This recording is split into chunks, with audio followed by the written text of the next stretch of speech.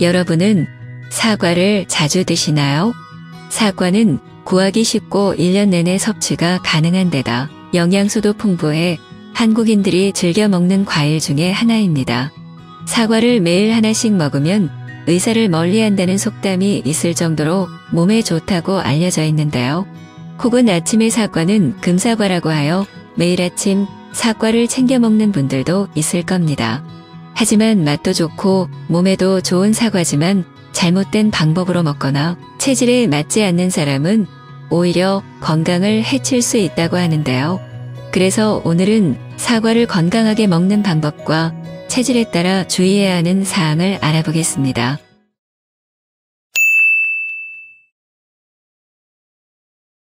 사과를 건강하게 먹는 방법. 위장이 좋지 않은 분은 사과를 빈속에 먹지 않는 것입니다.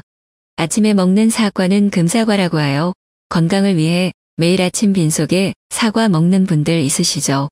하지만 모든 사람에게 아침에 먹는 사과가 다 좋은 것은 아닙니다. 그 이유는 위산의 과다 분비와 산성인 유기산 성분과 비타민C가 위 점막을 자극하기 때문입니다. 위장 기능이 약하거나 속쓰림 증상이 있는 분들이 아침에 드시면 오히려 몸에 독이 될 수 있습니다. 사과는 성질이 냉한 과일이기 때문에 위장 기능이 약한 사람은 공복에 사과를 섭취하면 오히려 속쓰림이나 위통 등 불편을 가중시킬 수 있습니다. 소화에 문제가 없고 변비나 배변 활동에 어려움이 있는 분이라면 식사 전이나 아침 공복에 사과를 먹으면 장 운동을 활발하게 하여 도움을 줍니다. 하지만 위장이 약한 분들에게는 장 운동을 촉진하여 설사를 유발하거나 속쓰림 증상이 나타날 수 있습니다. 두 번째, 깎은 지 오래된 갈변된 사과는 먹지 않는 것입니다. 많은 분이 먹다가 남은 사과를 보관해 두었다가 시간이 지나 갈변된 사과를 먹어본 경험 있으실 겁니다. 사과를 깎은 채로 오래 두면 겉면이 산화되면서 갈색으로 변하는데요. 이 부분을 먹어도 되는지 궁금해하는 경우가 있는데 먹지 않는 것이 좋습니다. 그 이유는 우리 몸에 나쁜 영향을 주는 활성산소 때문인데요. 사과에 상처가 생기거나 사과를 자르게 되면 그 순간부터 사과는 산화 반응이 일어나 활성산소가 생성됩니다. 활성산소는 세포막을 공격해 세포의 기능을 떨어뜨리고 세포 자체의 유전적 성질을 변형시켜 손상된 세포가 재생되는 것을 방해합니다. 따라서 사과가 변색된 부분은 칼로 잘라내고 드시는 것이 좋습니다. 그렇다면 이런 갈변을 막을 수 있는 방법은 없는 것일까요? 사과의 갈변을 막는 방법으로 첫 번째, 식초와 물을 1대9로 섞어서 사과를 담가두면 갈변 현상을 방지할 수 있습니다. 두 번째, 설탕 1스푼을 물 270ml에 녹여 사과를 담가 놓으면 갈변을 막을 수 있습니다. 세 번째, 소금 1스푼을 물 270ml에 녹여서 사과 조각을 담가 놓으면 갈변 현상을 방지할 수 있습니다. 네 번째, 사과를 랩에 싸서 공기가 닿지 않도록 밀폐 용기에 보관하는 것입니다. 가장 좋은 방법은 사과를 한 번에 먹을 양만큼만 남기지 않고 먹는 것입니다. 세 번째, 사과씨를 먹지 않고 제거해 먹는 것입니다. 사과씨에는 독성이 있습니다. 사과씨에 아미그달린이라는 시안 배당체가 들어있는데 사과씨를 씹어 장내 효소와 만나면 시안화물이라는 청산가리 계통에 독성이 생긴다고 합니다. 일반적인 성인의 경우 소량의 씨를 씹어 삼켰다고 해서 몸에 이상이 생기지는 않습니다. 성인의 경우 사과 10개 정도 분량의 씨를 먹은 경우 위험할 수 있다고 합니다. 하지만 체중이 작은 어린아이는 독성에 약해 더 심각한 영향을 미칠 수 있습니다. 따라서 사과씨를 씹어 삼키지 않도록 교육하고 애초에 사과씨를 제거해 주는 것이 좋겠습니다. 네 번째, 잠자기 직전 사과를 먹지 않는 것입니다. 잠들기 전 사과를 먹으면 완벽하게 소화가 되지 않은 상태로 잠을 깊이 자게 됩니다. 사과의 성분 중 하나인 식이섬유는 소화 활동을 촉진하기 때문에 체내의 가스 생성이 활발해집니다. 자는 동안에 몸 안에 가스가 많이 생기기 때문에 자고 일어나서 속이 더부룩한 느낌이 들 수 있고 건강에 좋지 않습니다. 잠들기 전에는 사과뿐만 아니라 모든 음식물 섭취를 피하는 게 좋은데요. 우리 몸의 위에서는 음식을 소화하려고 위액을 분비하게 됩니다. 누워있는 상태에서 위액을 분비하기 때문에 식도로 넘어온다면 역류성 식도염에 걸릴 수 있습니다. 또한 음식물을 소화하기 위해 자는 동안 몸의 회복에 쓰여야 할 에너지가 소화에 쓰여 숙면을 방해합니다. 5번째, 광택제를 바른 사과를 피하거나 제거해 먹는 것입니다.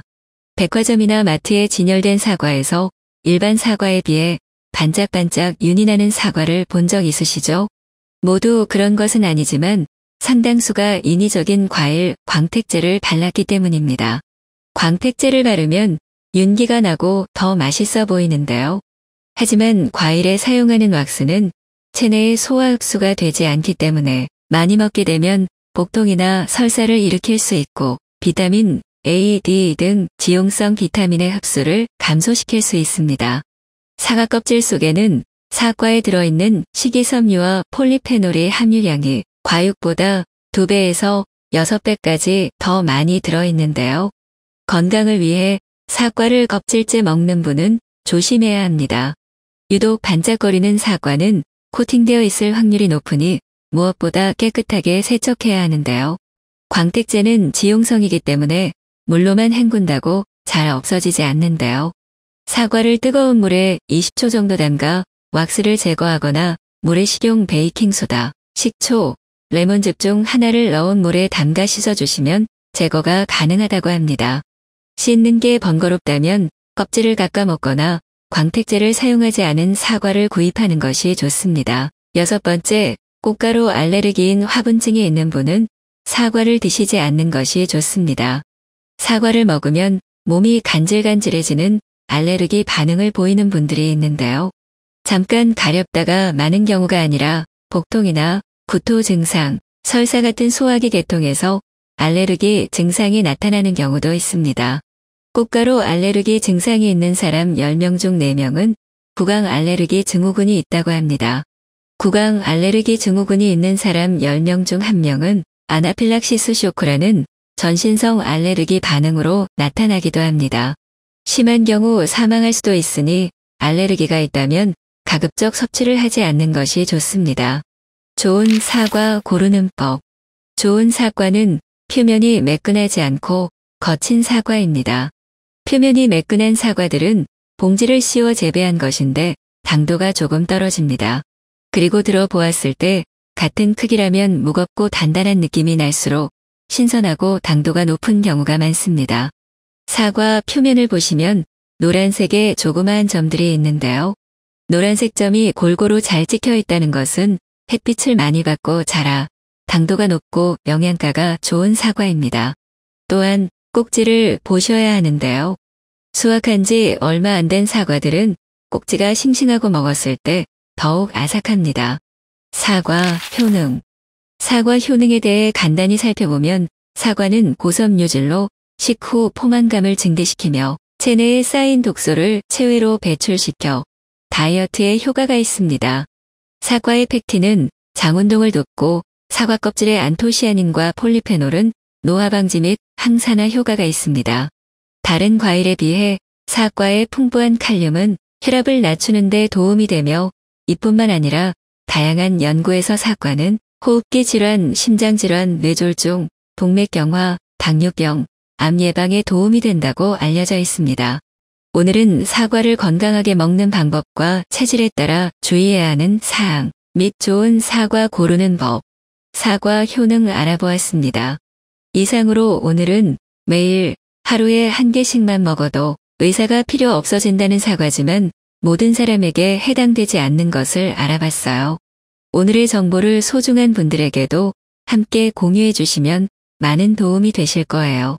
오늘의 정보가 도움이 되셨다면 구독과 좋아요, 알림 설정해 주시면 영상 제작에 큰 힘이 됩니다. 지금까지 긴 영상 봐주셔서 대단히 감사합니다.